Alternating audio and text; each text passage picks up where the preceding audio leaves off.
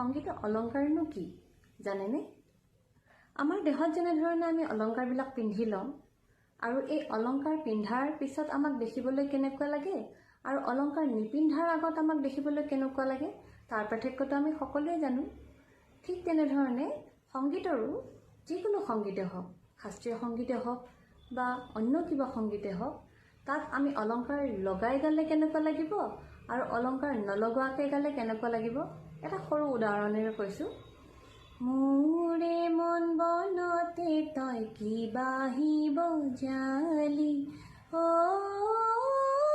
সুন্দৰ। এইটো মই অলংকাৰ নলগোৱাকৈ গাইছোঁ। এবাৰ অলংকাৰ লগাই গালে কেনেকুৱা লাগিব শুনিব। মোৰে মন বনতে তই কি বাহিব জালি, অ সুন্দৰ। এই যে মোৰ মাতটোৰ মাজে মাজে কম্পন হৈ গৈছে, সেইখিনিতে সৰু সৰু মই অলংকাৰ কিছুমান লগাই গালোঁ। সেইকাৰণে গানটো শুনিবলৈ বেছি ভাল লাগিলে। এয়াই হৈছে সংগীতৰ অলংকাৰ।